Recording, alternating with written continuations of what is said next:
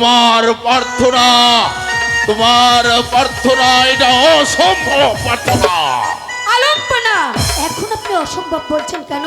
যেদিন আপনার সন্তানকে সর্পে দংশন করেছিল সেদিন এই বেদকন্যার হাত ধরে আপনি বেঁধেছিলেন আর বলেছিলেন, মা জ্যোৎস্না, তুমি যদি আমার সন্তানকে ভালো করতে পারো তাহলে আমার কাছে যা চাইবে আমি তোমাকে তাই দিয়ে সন্তুষ্ট করব। হ্যাঁ বলেছিলাম, তুমি বলো এই মুহূর্তে আমার রাজ ভান্ডার আমি তোমাকে খুলে দিচ্ছি, যত অর্থ লাগে এত অর্থ নিয়ে যাবে যে তোমাদের বেদ যদি 7 পুরুষ বসে গেলেও ফুরাবে না।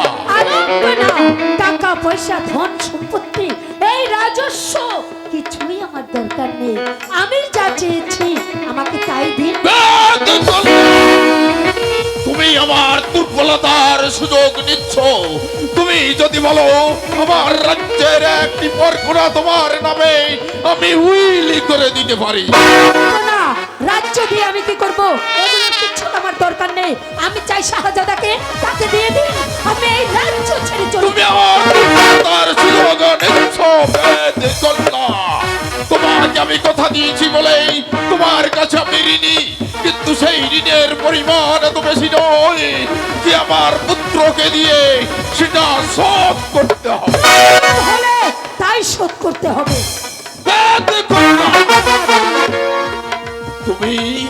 তুমি আমার সন্তানকে ভালো করেছো, তুমি আমার সন্তানকে দংশন করেছো, আজ তুমি আমার দুর্বলতার সুযোগ নিয়ে তুমি আমাকে দংশন করতে চাও।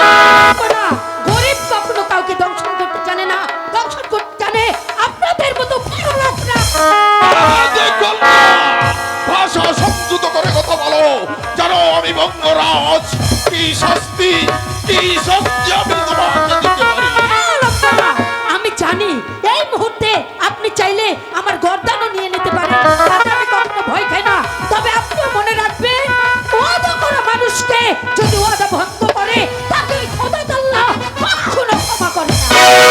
দেখুন না উজির সাহেব, আপনি কষ্টপুত্রলিকে রায় দাঁড়িয়ে আছেন, এই অসভ্য ব্যবসায়ীকে গলা ধাক্কা দিয়ে প্রাসাদ থেকে বের করে দিন।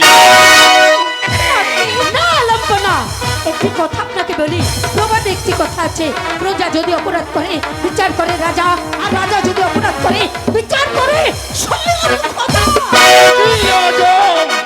দাঁড়িয়ে কেন, বের করে দিন, গলা ধাক্কা দিয়ে বের করে দিন।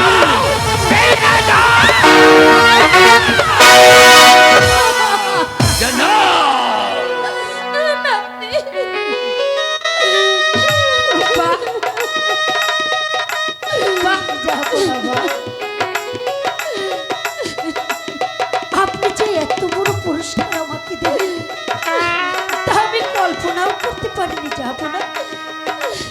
তবে আমি যাবার আগে আমার কপাল থেকে আপনি যে রক্ত ছড়িয়েছেন, এই রক্ত আমি আপনার প্রাসাদে রেখে গেলাম। আমি যদি আমার জীবন বাজি রেখে ওই শাহজাদাকে ভালো করে থাকি, আমি যদি মন প্রাণ দিয়ে শাহজাদাকে ভালোবেসে থাকি, তাহলে একদিন না একদিন শাহজাদা আমার কাছে আমার ঘরে যাবে।